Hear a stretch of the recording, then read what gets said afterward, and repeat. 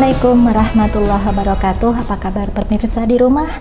Semoga kebahagiaan dan kesehatan senantiasa membersamai kita semua. Meskipun kondisi saat ini masih dihantam oleh pandemi, tetapi kita para emak, ya, para perempuan, khususnya perempuan berdaya di Cianjur, harus selalu tetap menjaga aktivitasnya agar senantiasa menjadi perempuan yang berdaya dan juga berhasil guna, sebagaimana program kita Puber Report, yaitu Perempuan Berdaya Report bersama saya Bunda Danur, yang akan menampilkan kerepotan para emak, khususnya emak-emak yang ada di Cianjur ini, ya, yang merupakan kerepotannya adalah kerepotan yang mengasyikkan, kerepotan yang membahagiakan, dan juga kerepotan yang memberdayakan. Karena sebagaimana harapan kita semua, perempuan-perempuan yang ada di Cianjur itu harus bisa menjadi perempuan yang berdaya, yaitu yang bisa menemukan dan juga memanfaatkan peluang, ya, dari setiap masalah yang ada,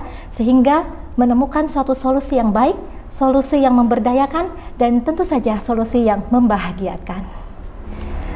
Hari ini kita tanggal 21 Februari adalah Hari Peduli Sampah Nasional, ya, yang dicanangkan sejak tahun 2005 oleh Kementerian Lingkungan Hidup untuk memperingati kejadian di Lui Panjang, ya, yang merupakan ledakan gas metan sehingga menyebabkan korban jiwa sebanyak 157 orang dan juga 2 kampung hilang, gitu ya. Nah, oleh karena itu kali ini di episode perdana dari Puber Report ini akan mengangkat suatu tema, yaitu pengelolaan sampah rumah tangga. Di sini kami sudah menghadirkan Ibu Helma Rianti, ya, yang merupakan salah satu pakar, ya, pakar pengelolaan sampah di Cianjur, ya. Assalamualaikum Ibu Helma. Waalaikumsalam warahmatullahi wabarakatuh. Alhamdulillah, ya, sehat Ibu? Alhamdulillah sehat. Ya. Beliau ini adalah ibu rumah tangga yang mempunyai aktivitas kesehariannya itu adalah membuat keterampilan tangan, gitu ya, atau yang kita sebut sebagai handicraft, ya, macam-macam souvenir beliau produksi, gitu ya. Dan untuk saat ini beliau ini fokus, ya, lebih fokus kepada produksi keterampilan yang berbasis daur ulang sampah rumah tangga. Demikian Ibu? Betul. Oh iya, seperti ini yang ada di depan, Masya Allah, ya. Ya, terkait dengan itu Bu, ya, kita sampah itu merupakan suatu permasalahan global, ya Bu, ya. Bahkan oleh geografik, ya, oleh data geografik internasional itu dikatakan bahwa hampir setiap kota, ya, di negara itu tuh menghasilkan 1,3 miliar ton sampah, gitu ya. Itu dari tahun 2015, gitu ya. Nah, bahkan diprediksi oleh Bank Dunia itu akan meningkat menjadi 2,2 miliar ton sampah, gitu ya, 2025.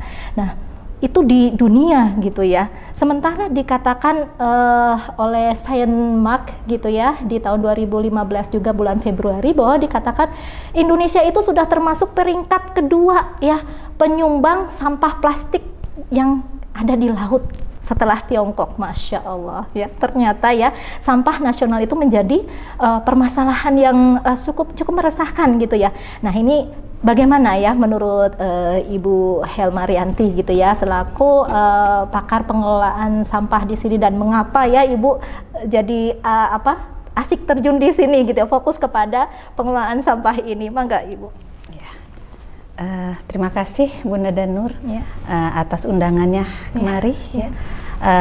Ya, alhamdulillah saya diberi kesempatan untuk menyampaikan tentang sampah, ya, terutama sampah dari rumah tangga, ya. Awal dari saya terjun ke kegiatan ini, ya, itu karena saya memang melihat bahwa sampah yang ada di rumah itu menumpuk, ya. Ketika kita berbelanja, gitu ya, dan mungkin kita khilaf mata, gitu ya, semua barang kita beli, ya, tanpa kita peduli itu nanti akan memproduksi sampah seberapa besar. Akhirnya menumpuklah sampah itu di rumah, gitu ya.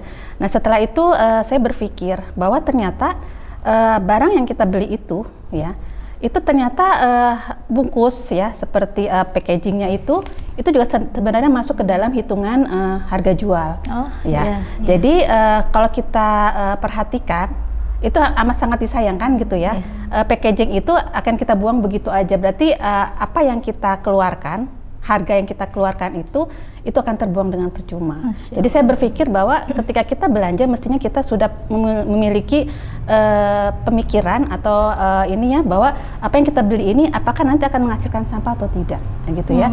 Jadi kita seminimal mungkin sampah yang dihasilkan itu harus sedikit gitu. Ketika sampah itu sudah menumpuk di rumah, kita bingung gitu ya. Apalagi untuk pengelolaan kita tidak bisa gitu ya. Akhirnya sampah-sampah itu bercampur dalam satu tempat, baik itu yang organik maupun yang anorganik, sehingga terjadilah bau ya seperti itu. Nah, di sini saya punya concern gitu ya. Ternyata sampah itu memang harus dipisahkan gitu ya, seperti itu. Jadi dipisahkan antara yang organik dengan yang anorganik. Ya, seperti itu. Yang organik itu yang artinya yang bisa diurai ya, Bu ya, dan anorganik itu yang tidak bisa diurai seperti plastik ya, packaging tadi ya, kemasan-kemasannya tersebut itu. Ya memang kalau kita suka rada males gitu ya, kita suka rada males untuk mungkin ketidaktahuan kita barangkali ya. Kita belum tahu bahwa itu harus dipisah-pisahkan seperti itu. Kalau misalnya ini Bu ya, boleh saya tanya ya, kalau misalnya kita sudah kadung nih ya, kita beli lalu ternyata ini ada sampah menumpuk, ini bagaimana nih? Kita harus bagaimana yang kita lakukan dengan adanya tumpukan yang ada di rumah gitu? Ya, jadi kalau misalkan ternyata sudah kadung gitu ya, menumpuk di rumah gitu, ya sebisa mungkin memang itu dipisahkan ya, dipilah-pilah gitu ya, antara organik, anorganik ya. Dan ada yang disebut dengan B3, yaitu bahan berbahaya dan beracun ya. Itu seperti obat-obatan yang sudah tidak dipakai, atau mungkin masker kita yang sudah tidak dipakai gitu. Jadi itu membuat bahaya ya, beracun, itu juga harus dipisahkan. Dan itu memang harus kita pilah-pilah. Jadi memang kita seyogyanya itu di rumah itu sudah bisa memilah ya, kita sudah punya tempat-tempat gitu ya. Ini mana yang buat organik ya, yang seperti sayuran, kulit buah gitu, atau mungkin yang lainnya sisa makanan itu kita pisahkan. Lalu plastik, misalkan ada botol atau plastik kresek itu dipisahkan. Ada kardus-kardus dari karton atau kertas gitu ya, itu juga dipisahkan. Lalu mungkin kita juga memproduksi minyak jelantah, nah itu juga kita pisahkan ya. Minyak jelantah termasuk yang organik atau anorganik kalau minyak jelantah? Sebenarnya masuk ke dalam anorganik. Anorganik ya? Karena dia tidak bisa menyatu ya dengan alam ya, karena itu berbahaya ya. Mungkin bisa masuk dalam B3 juga sih sebenarnya ya, gitu, seperti itu ya. Jadi mungkin seperti itu. Jadi ketika memang yang di sini yang bertanggung jawab terhadap persampahan, mestinya sih tiap rumah itu harus punya ya satu orang yang memang concern terhadap sampah di rumahnya masing-masing. Terutama adalah di sini kita ibu rumah tangga ya, betul, karena kita yang berkecimpung di rumah gitu ya, kita yang mengurus rumah dan kita harus yang memperhatikan itu gitu ya. Kalau saya di rumah itu Bu ya, seperti sampah-sampah yang kita beli, misalkan anak-anak jajan misalkan gitu ya, jajan seblak gitu ya, itu kan pakai kantong plastik ya. Pakai kantong plastik. Itu saya selalu bilang sama anak-anak, taruh di tempat cucian piring, bukan taruh ke tempat sampah. Di cucian piring untuk dicuci. Jadi kreseknya tadi ya. Plastik itu kita cuci, layaknya seperti piring.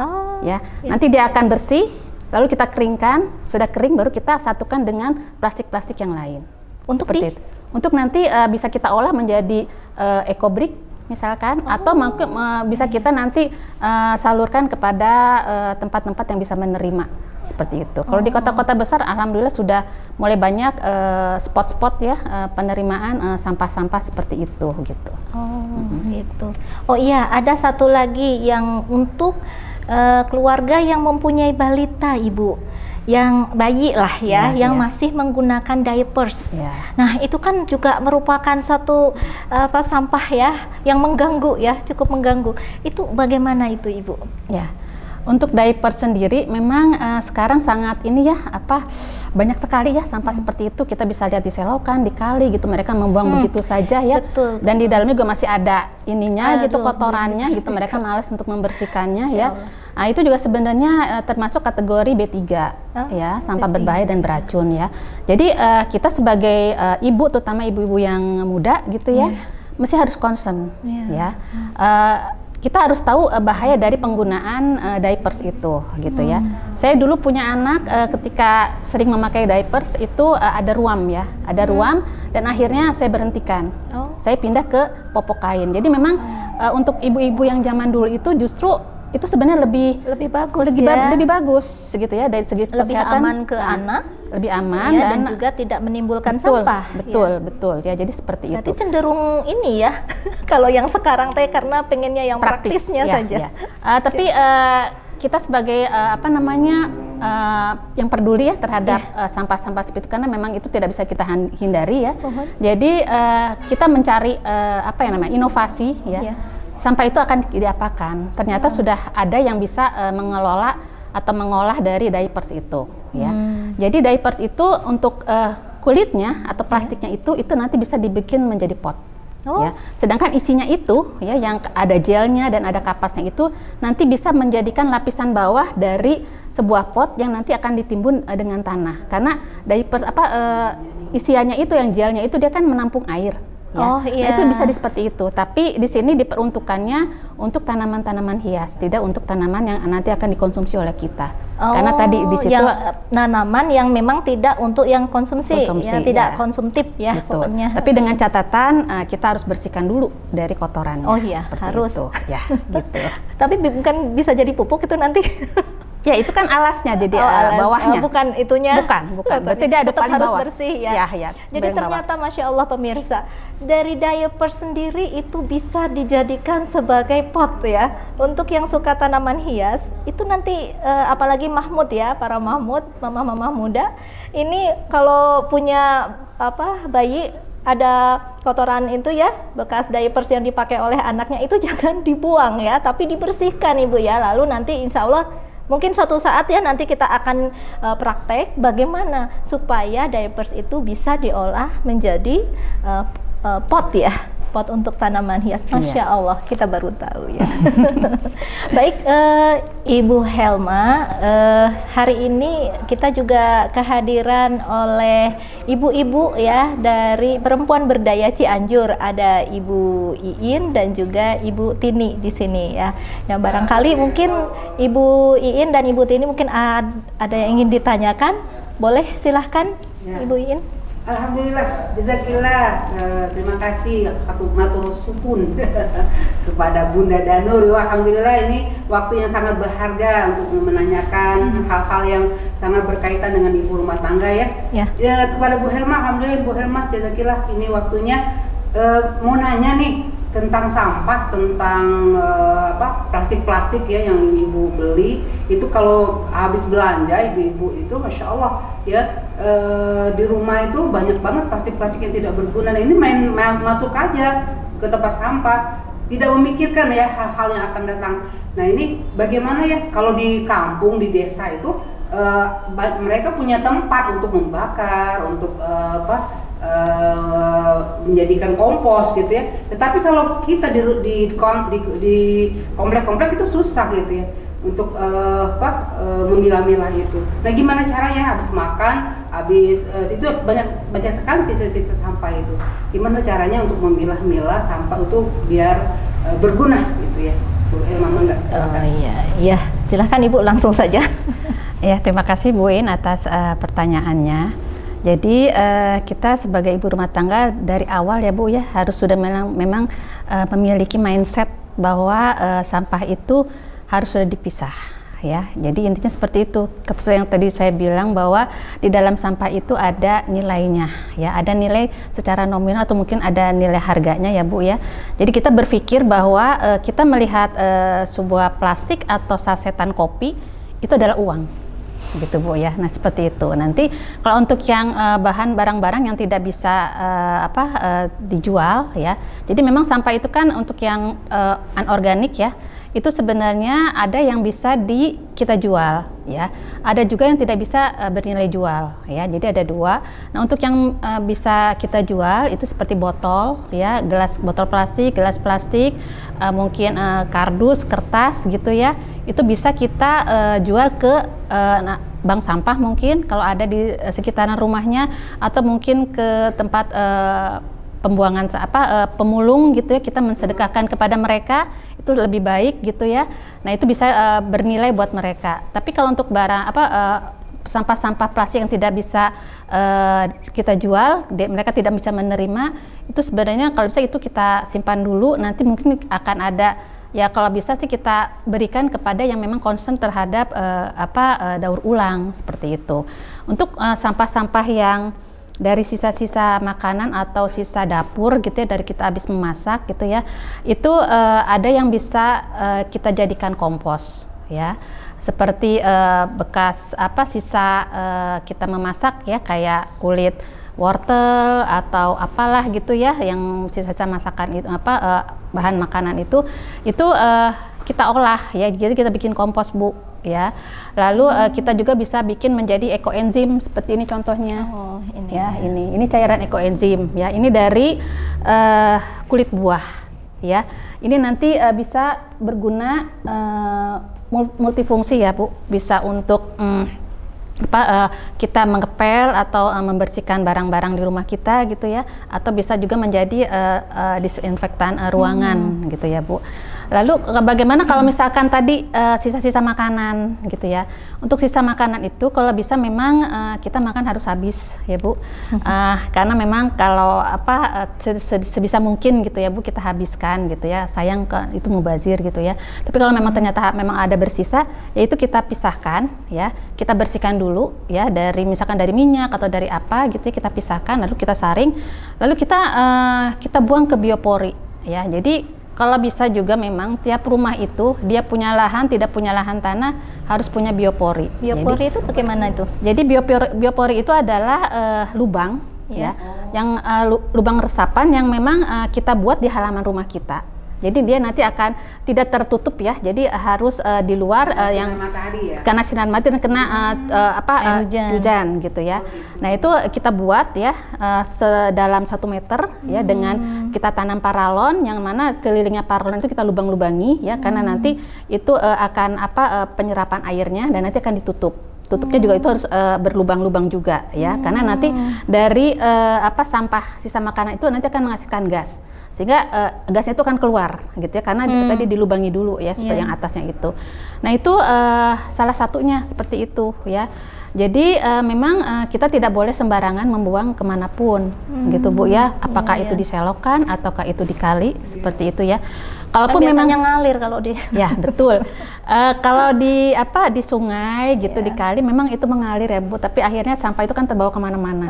Ya, kita bersih, tapi orang yang di ujung sana mungkin akan kena imbasnya gitu, dari dolim ya Bu ya. Ya betul, jadi kita akan menzolimi orang gitu. Kita merasa fine gitu, tapi mereka menderita gitu kan ya. Kita akan kena juga gitu ya. Itu termasuk sampah makanan tadi, sisa makanan, termasuk tulang-tulang itu Bu? Ya, tulang-tulang sebenarnya bisa ditanam. Gitu. Bisa ditanam ke tanah ya. Jadi kita kucing nggak bisa ya. Kalau ada kucing nggak apa-apa gitu ada ya, nggak apa-apa gitu. Terus tadi Bu, untuk misalkan sampah yang dibakar ya, tadi Ibu In menyampaikan itu sebenarnya itu tidak diperbolehkan. Ya, tidak diperbolehkan. Kan udah sering ya kalau di kampung-kampung teh, saya sendiri dulu juga begitu. Kalau di kampung mungkin di sana masih banyak pohon Bu. Jadi masih bisa terserap. Ya, masih bisa terserap terdirikan dengan daun-daun ya. Tapi kalau di kota itu kan tidak ada. Ya, di daerah perkotaan, pemukiman itu sudah tidak ada. Jadi memang kalau bisa sampah itu jangan dibakar, karena itu nanti akan membuat polusi. Ya, polusi udara, kita tidak mau tercemarkan lagi udara gitu ya. Sudah mah dari kendaraan, ini ditambah dari sampah gitu ya. Jadi kalau untuk yang peduli pada lingkungan itu tidak boleh, itu haram hukumnya. Kalau gitu? ya, betul seperti itu. Ya, seperti itu. Kertas-kertas juga tidak boleh. Kertas-kertas lebih baik kita kasihkan ke Lekdut, Bu. Kita jual, itu bernilai itu buat mereka. Nanti akan didaur ulang. Itu catat pemirsa ya. Kertas-kertas itu lebih baik ke Lekdut kalau istilah Sundanya. Ya, betul. Ya, lebih bermanfaat. Masya Allah. Begitu, Jadi jelas Bu. ya Ibu Iin ya, Insya Allah ya. Ya. Baik, untuk selanjutnya mungkin Bu Tini akan Ya. Saya hanya punya bertanya, gimana sampah itu supaya benar menjadi uang ya, Pak? Ah, ini ibu banget ya, ibu-ibu banget. Gimana caranya bisa berduit nambah itu ya, jajan anak atau nambah buat ini keperluan dapur ya Ibu ya.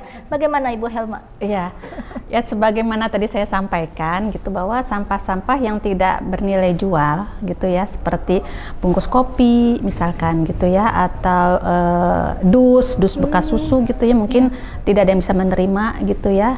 Ada yang itu bisa kita olah ya, jadi kita daur ulang, Bu. Kita daur ulang gitu ya. Atau misalkan minyak jelantah gitu ya, minyak jelantah ya. Tapi itu bisa kita daur ulang ya. Jadi ini mungkin ada beberapa contoh ya. Ini seperti ini ya. Ini adalah lilin dari minyak jelantah. Aduh, lucu ya. Ya, ini nanti bisa kita jadikan sebagai souvenir nikah mungkin, atau souvenir acara-acara gitu ya, Bu ya. Betul, dari lilin gitu ya. Nah, itu bisa bernilai juga, Bu ya. Wadahnya mungkin kita bisa, kalau ini kan saya beli ya, Bu ya. Mungkin kita bisa nanti ngambil dari sini, Bu. Nah, ini dari bekas minuman. Bekas minuman ya, jadi kaleng. Dibuka atasnya. Ya, dibuka atasnya, lalu saya belah, lalu saya tekan ke dalam dan dibikin seperti ini. Ini ya. Ya, jadi memang bisa, Bu, tergantung kitanya mau berkreatif gitu ya. Kita ini mencari. apa ini, Bu? Boleh ya? Ini di boleh, ke sini mangga. kamera. Kalau ini sabun ya. Sabun sama dari minyak jelantah juga ya. Ini tapi bukan sabun untuk mandi ya, Bu ya. Ya, ini sabun untuk mencuci pakaian ya, sepatu gitu ya, yang kotor-kotor gitu ya, kain-kain lap gitu yang kotor, itu bisa dengan ini insya Allah bersih seperti kebayangnya itu. Ini kan bekas goreng asin buat di sini. Jangan ya buat ke kulit. Tidak rekomendasi untuk kulit seperti itu. Iya. Gitu ya. Jadi masih banyak lagi, Bu. Ya, ini contohnya ini, Bu. Kalau ini yang udah lama nih, sering nih ya, bungkus kopi ya. Bungkus kopi ya. Nah, ini dompet ini dari dus susu yang dilapisi dengan kain perca. Ya. Tidak ada isinya, saudara-saudara ya. Ini tapi dari kardus ya. Ya, dari kardus susu. Kardus susu. Ya, itu di Jakarta dulu sedang booming, Bu. Ya, banyak pelatihan seperti itu. Lalu ini misalkan dari tutup galon. Ini yang tutup galon itu tidak bisa diterima ya, Bu, di Lekdut ya, mereka kadang suka nggak mau gitu ya. Ini saya bikin menjadi ini gitu. Ini bisa buat souvenir juga gitu ya, untuk koin-koin. Memanfaatkan kain perca juga ya, betul. Ibu. Ya, jadi baju yang sudah tidak terpakai tapi masih bagus misalnya, itu kita ambil bagian bagusnya untuk percanya. Ya. Ini ada nih yang apa ini, Bu, namanya tadi? Ini EcoBrick ya, yang tadi EcoBrick ya. Sampah-sampah dari ini dari bungkus itu ya. Bungkus kopi ya. Bungkus kopi. Itu ya. Nah, mungkin itu kita bisa seperti ini. Kita bikin EcoBrick. Jadi kalau EcoBrick ini adalah bata ya, Bu. Kita bisa menjadi sebagai pengganti batu bata, Bu. Ya. Ini nanti kalau batu bata itu kan terbuat dari tanah ya. Ya, itu nanti kan lama-lama tanah habis, Bu.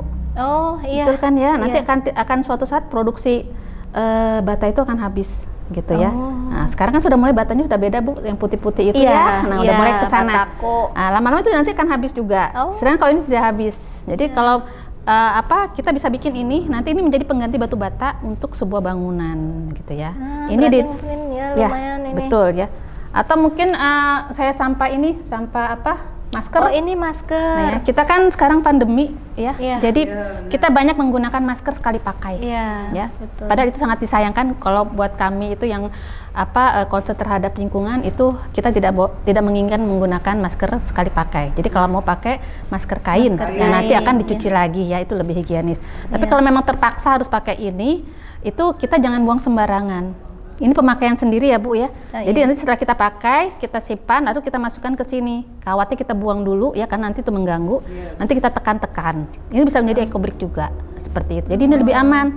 Jadi Itu bakteri kan kalau masker itu kan ngeblek gini ya, lebar. Harus dipotong-potong dulu nggak? Nggak usah. Oh, nggak usah. Yang penting kawatnya dikeluarkan saja. Oh. Karena itu mengganggu.